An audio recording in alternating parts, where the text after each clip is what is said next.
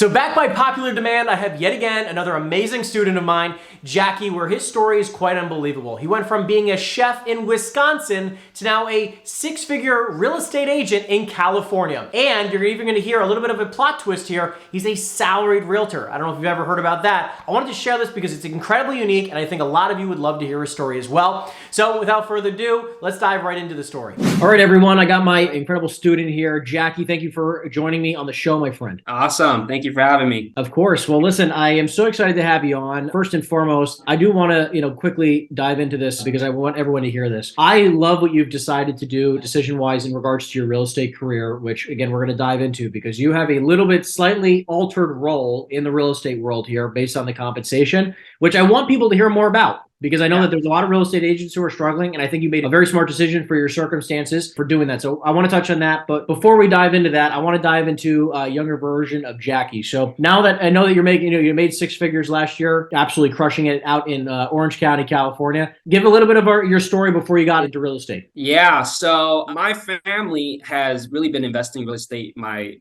whole life. And I didn't really realize that until I was older, but it's always just kind of been around. I had no clue about real estate, didn't really care about it. When I graduated high school, I didn't even want to go to college. I was always into sports. So I was just like, I'm not going to college. And then I started working during high school and that got me interested in cooking. So I was like, cool, culinary, all for it. Went to culinary school, Le Cordon Bleu, graduated, was working in a steakhouse in Disneyland, and then got a job offer to go to Madison, Wisconsin as a head chef. Okay. And just like one-way ticket, just went out there and just took the opportunity, and then did that for about 4 years. Ended up getting best restaurant out there the week before COVID hit and shut everything down. So we were chasing it. We were like silver. We were like silver, bronze. And then that year we finally got gold, couldn't even enjoy it. But it was during that time, I think it was like my third year living there, I bought a house, and then I just kind of realized like, oh, like real estate's pretty freaking cool. And then so I got my license like pretty much immediately, and then was doing like head chef, real estate on the side as much as I could. Did like 2 transactions my first year. And then of course, when COVID hit, restaurants started to slow down a lot. And I just kind of saw that as my way out. And at that time I knew like, I didn't want to do restaurants forever. I feel like it's, just shelf life to that industry, and it's tiring and all that stuff. And I really got into investing, got into like the whole bigger pockets, rich dad, poor dad thing. And then was just like all in on real estate. But yeah, that's pretty much the. Yeah, so I love that. So really quickly, I do want to dive into 2 things before we dive into your real estate career. One thing I heard you say was that your family was investing in real estate at a young age. Was there anything that you picked up like mindset wise from your family? I guess it all happened in the background. Like it wasn't something like as a kid or a teenager you kind of think about, but like my grandpa owns a ton of real estate in Taiwan, and he's built up enough wealth to kind of be good for our family. And so because of that, as I got older, looking back and started realizing like, hey, the stuff that my grandpa did for my uncles, my aunt, my parents, like that's not something that a lot of families can say that they, their past family members were able to do. And then once I kind of got older and bought a house, that's when it all just started to click for me. Like, oh, damn, like real estate really is a generational wealth thing, and understanding what that meant and how it impacts an individual, because that's how it impacted me, and seeing how it impacted everyone else in my family too. Has that now altered your mindset of like, this is what I want to do for my family? Oh, 100%. Yeah, that is all that it is. I mean, it's almost gotten to a point where it's like almost unhealthy in a sense, where I feel like that's like my sole purpose. And then, you tend to forget like, hey, you got to enjoy life too and stuff like that. So sometimes we forget that, like, because my grandfather has a pretty similar story. It sounds like my grandfather's 95, still kicking. It amazes me. And as much as I'm like, I want to have a life like that and be able to, achieve the level of wealth and yada, yada. And it's like, I could live 3 or 4, I could leave 3 more of my lifetimes before I'm there. So it's like, I have so much, we have so much time, right? And it's like, we have to go into that. Let's dive into the real estate career piece of this. So you're in Madison, Wisconsin. I'm guessing you grew up in California or no? Yeah, I did. Yeah, I grew up here. What drew you back? Because I know like there's a lot of people watching who are like, because this is actually a really fascinating point. The fact that, I'm going to touch on this in a separate fashion in a second, but you got your real estate license in Wisconsin, and then now you're in California. So I want want to talk about that transition. Yeah, so I just got the license there because at that time I was like all in on Wisconsin. I still love the Midwest, and so I got the license there, and really there, smaller states and just less, not California, basically. It's so like I got my license from the day I purchased my course to the day I had my license in like 2 weeks. And here in California, like there's 3 parts to the section. You got to wait a month before you jump to, and it's just scheduling. It's just ridiculous. So I just did it without even thinking about it, thinking I was going to be there long term. And then when I wanted to move back to California, it was a pretty smooth transition for me too. I mean, that was more so a personal choice because my family was like, well, you went there for the restaurant job and now you're there doing real estate. Like real estate's a lot better in California. I was like, yeah, no, that makes sense. And then obviously I could go back to California to be with family and all that stuff. So because I want to touch on this a little bit because there's a lot of people that are in real estate. I'm not going to just say just the Midwest, but there are a couple different states all around the country where their average price point is not ideal, right? And it's like I look at it when I'm specifically talking to somebody, and obviously like in California, you don't really have to worry about this, but I always find it so fascinating when it's like, if you did not actually have to live there, which is, I'm not saying the situation for everybody, but it's like, if you could move, right? If you're a single person, or even if in the beginning parts of a relationship, you probably have the freedom to move. And if you could be in a state where average prices are twice as high, 3 times as high, and the volume is insane, you're probably going to have a little bit better of a circumstance. So it sounds like, your parents had that kind of idea in saying like, hey, you should probably come back to California. Yeah, no, for sure. I mean, at that time, like I was literally there by myself. And I can it was like, well, we understand that you can't have a restaurant opportunity everywhere, but you can do real estate anywhere you want. And I was like, yeah, no, that makes sense. So that was pretty much all they needed to tell me.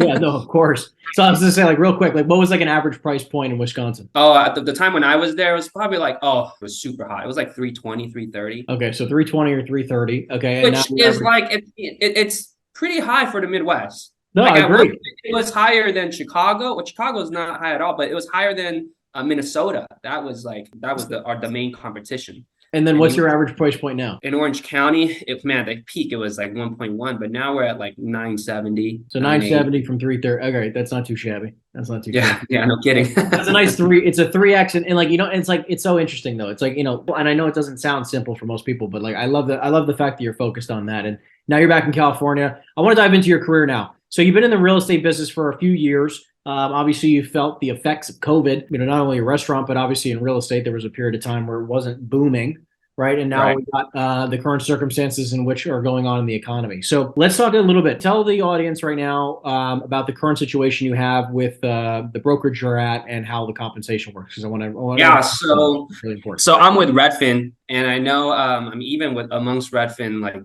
there's not a lot of people getting coaching and stuff, but we are W-2 employees. We're not 1099, and we get a base salary, which really I tell people it's more of like a stipend. It's not enough for you to live off of by any means at all. But the benefits are obviously that it qualifies you for, dental health, all of that stuff, paid vacation days, sick leave, whatever. That's really nice. They also compensate you for gas for every event, every tour, every consultation that you have. And then of course, and then they give us all of the business. So depending on your close rate, you can get anywhere from 12 to 18 or 20. It always changes based off of the market every single month. I know leads in this industry can give people nightmares because it can mean nothing. But I would say that, of course, we will get cold leads as well, too. But these are leads that come in through the website. 90% of the time they schedule a tour. Got it. So right up front, at least like between like cold and warm, and whether they are actually serious or not. If the first time you can meet a lead is in person and you didn't even have to work to get them in front of you. Yeah, it's important. Like that's a lot. That is a lot of the groundwork already. So I want to stress this because I feel like there's a lot of realtors out there who are struggling in the business right now. This is another one of those things that I just want to point out that I feel like not a lot of people actually know about, which is that there are salaried positions in real estate. You can be an agent, whether it's on a team or a company like Redfin, right? As a showing, right? Do you have a specific title? I am. So I'm a lead agent, which I am the realtor, but we have our showing agents who they're 1099. They get paid for every tour. They don't get benefits. That's their only job. They can't do transactions. Got it. So as a lead agent, and I know sometimes there's a showing agent also on teams, not specifically Redfin here, but where again, receiving a salary, you have benefits, which is fantastic. And also like you don't have to lead gen outside of what you're doing. Now again, you can choose to, right? Which is what we've been obviously talking about a little bit about. But I just think that like I wanted to just shed a little bit of light on the fact that like real estate doesn't just have to be one lens, right? Everyone always just sees it as only one way of being in real estate. And I just don't think that's the case. I wanted to highlight that specifically. But let's talk about a little bit of things that are working and a few biggest takeaways from now, you know, us working together for a little bit and things that you feel like that you have been implementing that you've been seeing results with. Yeah, absolutely. So I think the main piece or just the general takeaway I've gotten from working with you is to think of it as a business. And how am I going to grow this business as opposed to just thinking about like the next transaction and what's in front of me. Yep. It's thinking of different avenues to grow your business. So, you know, one of the things you touched on is in one of your trainings, you mentioned, you know, different ways to make money, like off referral fees, like having connections, building a strong connection with the contractor or whatever it is. So that way, if a client needed a painter or whatever, you know, there's ways that you can make money doing that as well too. And obviously it takes time and it takes, you know, you have to work for it and it has to be intentional, you know, just kind of having that mindset switch of, you can't just think of making money from selling houses or buying houses. Like you can rent, you can do all types of stuff. Yeah. That has been the number one thing. Yeah. So I want to reiterate that for people, right? So it's the salesperson mindset versus the business owner mindset. And so many people get trapped in it where, again, like you said, you're kind of stuck in the mental of just like, I got to do more transactions, where it's like, if you take a holistic approach to business and saying, how do I generate more opportunities for myself in business in general, right? Like if I want to make more money this year, you know, what are a few ways that I can generate more revenue to my quote business this year? For some people to think about this, it's like, okay, well, there's only so many ways to make more money here, right? Number one is more transactions, number one, right? Number two is that you can sell higher price point product. And number three, you can make more money per deal, right? Which is double ending transactions. Like I know finding off market opportunities, like we've talked about in the past, working with an investor who wants to do multiple transactions with you instead of just, you know, a client who wants to buy their first house. Right. Right. So in regards to how you're generating leads, how are you currently generating outside of what Redfin is giving you, but how else are you generating leads? Because I know we've talked about that in the past. Cold calling is, you know, it's one that you live and die by. And you're obviously great at as well too, but it's definitely something that you just hear it. And that's the thing, as a Redfin agent, we are blessed to not have to do that. But you really drilled in my head, like cold calling, I have really been focusing on is building relationships with my past clients. Yeah. I think I'm in a very lucky position that in my first year here in California, I did 18 transactions, and that's 18 people that I can, you know, get referred. And like you said, you know, maybe it's not an investor client. I do have some investor clients, but maybe it's just one first-time home buyer they're all millennials and they got a ton of friends who are going to be ready to buy in the next 2 or 3 years. And if I can just get into that network and be authentic, then I'll have to work so much less harder than someone who's just cold calling every single day and not doing anything else. Statistically, you know, what is it, 80-90% of agents fail within the first 2 years or something like that. Yeah. It's like, well, with Redfin, I just have to bust my ass, which I would have to do anyways. And then, you know, I use this as real estate on training wheels. And you know, in my first year in Wisconsin, like I went on hundreds of tours and met hundreds of people. And like, what first year agent with no experience could say that they did that? Because the one thing I just want to talk about is like, as an example, it's like someone like yourself, right? It's like, how many deals did you do your first year? With Redfin or as a independent? No, in Wisconsin. Oh, so my like first year, like two. Yeah. 2 deals. So it's like, as an example, like if you were right now doing 2 transactions at $970,000, just because again, it's all about math, right? So it's like if you did 2 deals right now on your own at $970,000, what's your average commission check? It's about 2%. 2%. So that's two deals. Let's call that about $19,000 times two. That's about $38,000, right? So an average agent in an area like again, brand new area, they do two deals. They're going to make $38,000 their first year. It's a gradual increase over time, right? So it's like, were you in Wisconsin for your second year in real estate or no? Like half a year. So how many deals total did you do out in Wisconsin? So that was Redfin. I was there in Redfin for like 4 months. I did like 6. So I'm just saying, like, take that as an example. If you were to do 6 deals on your own times 970,000 average price point, that's 19,000 times 6. That puts you at just under 100. Like put around $114,000 in gross income per year, right? So it's like if you did 6 deals on your own versus 18 deals with Redfin. But the cool part is what I'm trying to allude to is that when you're ready for that transition, you have a good basis on being able to make that transition, right? So like I just want to say like it's all about those numbers, right? So it's like if you can break them down and say like, wow, okay, well if I can do a third of the business, which I know you're a very skillful guy, you can go out and make at least the same, if not twice the money doing half the work, right? Right. So I love that. The second thing I wanted to touch on quickly is just like, listen, you're a savvy dude, right? Like, we've had a number of conversations together and I've always enjoyed everyone. Why invest in yourself still, right? You made 100 grand last year. Like, what is that not enough? Or like, I'm kind of kidding here, but like, what makes you want to invest in yourself more? No, I mean, hey, if you want to boil it down, like, yeah, I mean, that's really what it is. Like, we're always trying to find ways to improve. And, I feel like the first year, my strategy was, I'm just going to put my head in the sand. I'm just going to go. Like, whatever the day calls for, I'm just going to go. I'm just going to work as many hours as I need to and just do it. And then my goal, even from day one on the first year, was day one on the second year, I'm going to look back and see where I wasted too much time, where I could have been more efficient, where I could have done just better. 100%. And, because, obviously like the work-life balance last year was like non-existent. It was, taking phone calls at 10 p.m., checking emails at 1 a.m. And, to an extent you have to do that sometimes because it's the industry. But I felt like I was doing that for things that absolutely did not need to be done at that time. So it was like, let's dial back and let's see how I can just do more with a little bit less time. And then obviously, I feel like coaching is, like I've been in sports my whole career. Like the best, LeBron James has a coach. He has a trainer. Like it doesn't matter how good you're doing. Nobody's perfect. And that's really what got me into coaching, just wanting to be better and understanding that I don't know everything. Even as a first year agent doing that many transactions, I feel like I'm way more confident than many other agents who have done 18 transactions in 6 years, knowing that I've still only been in it for a year here, or maybe, 4 years total, which really isn't a lot in the grand scheme of things. Yeah. I mean, listen, I couldn't agree with you more. I always used to say like, Michael Jordan had a coach in high school and he had a coach to the day he retired. Right. Like it's like, I still have a coach, right? Like, I don't think I know everything and I've been doing this almost 10 years and have done okay.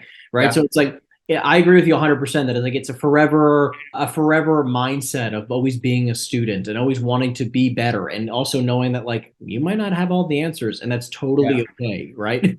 And like, that's why we listen to people who are, just a few steps ahead of us. So I love that you brought that up. I want to talk about 2 things quickly, and I'm going to be respectful of your time, and then we'll try to wrap things up. Sure. If you were going to talk to yourself day one in the industry now, because there's a lot of people listening to this video who are newer in real estate, maybe they're just starting their first year, or maybe they just finished their first year, but they're struggling to make their first 100 grand in real estate. What advice would you have given yourself day one, or what advice would you give to someone who's struggling to make their first 100,000? I think, and honestly, like, this is still something that I have to tell myself every day. But the phrase I heard that just nailed it, and that sticks with me, is do the work and the work will take care of you. In this industry, even with Redfin, even though we're paid for every transaction or whatever, you're going to be doing a lot of stuff and spending a lot of time and not get any reward for it. Zero. And if like you are not okay with that, just leave. Like don't even this, it's unavoidable. And so you just really have to create a process, trust in the process, and do the process every single day, and just trust that it will come back and reward you. And I think that would be the number one thing. And especially like those first 2 years, like you're not gonna make any money. Like I don't know what else to tell you. There's like, I don't know what agent needs to hear this. If you just got your license, like don't quit your job. Make sure you got savings. Like you're not going to make any money. And if you do a handful of transactions, half of it's going to go taxes. And really what you come out with is not much, but it's long term. And that's what it is with real estate that people just keep forgetting about, that no matter what, whether it's investing, it's doing it as a career, it's buying a home, you got to think long term. Because I'm telling this to my clients too, like everybody just thinks like real estate's it's supposed to be how it was the last 3 years, Yeah. I prices just agree. go up super quick. You can buy a house and cash flow, like like that was never normal.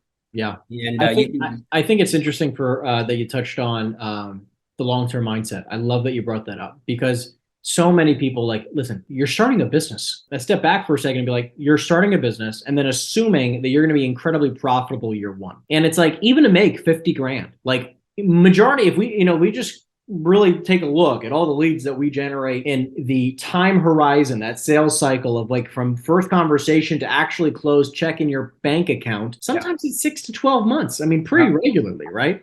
Yep. And it's like, if that is the case, I definitely agree with you. Keep the job, right? And do this part-time for a little bit, or at least maybe change careers where you have a little bit more flexibility where you can do this part-time, like you said. And I think that's really important because I believe this business is sort of like working out. You can't just work out one time and expect to look Good. Yeah. fantastic, right? It's like you got to lift weights, you got to exercise your body a little bit every day. That's what works best. And if you lead generate and you prospect and you build relationships a little bit every day, you're going to see massive results over time. And I love that. Just do the work, right? Like do the work will take care of you. I agree. I couldn't agree with you more. Yep. Last thing I want to touch on before we jump off here, for those people who are watching, and again, maybe even a younger version of yourself, I'm always just curious to hear feedback. It's just like, if you could go back, like, and you could give a little piece of advice here on the mindset around coaching, because so many people are like, I don't know if I should do it. I don't know if I have them. I don't know if I have the money. I want to get the money first and then I'll do the coaching. It's like, what would you say to your younger self or a younger realtor or an agent, possibly been in the business in their first few years, who's like, I don't know if I should hire a coach right now. I think I got this. Honestly speaking, I was the same way when I was signing up with you. Like I had to be, kind of convinced to do it as well too. Not convinced in a bad way, but convince myself to do it. I would say it's an investment in yourself. And if you're going to treat it like we talk about a business, you have to invest in your business. The part that I was hesitant about was that I have gotten coaching or signed up for, programs and stuff before. And I felt like I didn't get anything out of it. And then because of that, I felt like I paid too much for it. So that was my hesitancy. So if you're, as a new agent or any agent who's hesitant about coaching, just do the homework to make sure that you feel good about the coach and that this is a coach that you're going to be able to, learn from and have a connection with, because it doesn't matter how much that coach costs. That coach is worth it. And it's better than a cheap coach who you don't get anything out of. Then you're wasting money. So if you're going to, think about it or be hesitant, then be hesitant about doing the homework to pick the right coach, not about whether I should do coaching or not, because you 100% should. Couldn't have said it better myself, my friend. Like I always see this as like every dollar I've ever invested in myself has paid me tenfold. Right. It's just like, how much more money can I invest in myself? Right. Like even if I had, my last $10,000, I'd spend that last 10,000 investing in myself so I can learn how to not be in that situation. Right. Exactly.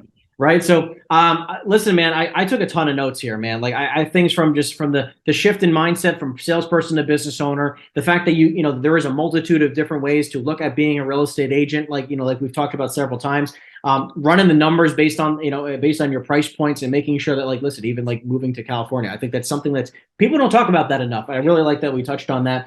As well as I just even appreciate your story and the mindset you have around always being growth oriented and being a forever student. So Jackie, I appreciate you being on, my friend. Thank you for sharing your wisdom. Thank you for sharing your story. It means the world. How can my audience get in touch with you if they, again, they're looking for an awesome realtor out in the OC? How can they get in touch with you? Yeah, so if they Googled me, Jackie with the YJCKY last name too on Google, you'll see my Redfin page. But my phone number 626-899-5077, or just email me jackie.2@redfin.com. But yeah, nice and easy. Awesome. Well, listen, again, guys, if you guys need an awesome realtor out in the OC in California, make sure you give Jackie a ring. Other than that, guys, I appreciate you guys always watching, and I'll see you in the next video. Take care, everyone. If you're still watching this video, that means to me that you're a committed real estate agent and you're looking to take your life and business to the next level. I'm just curious, why have you yet to schedule your free, no obligation coaching consultation? All you have to do is simply go in the description down below, and people are telling me this call has been the most unbelievable unbelievable. The most powerful call they've had in their entire career. And here's just a few of the individuals who have taken full advantage of this call. And my mission is to support as many realtors as possible, build a 6- and 7-figure net income business so that they don't have to rely on this industry anymore for their everyday income. If you're a committed realtor, which I can see like you are, all you have to simply do to take full advantage of this free coaching consultation is to go in the description down below and schedule your free call now.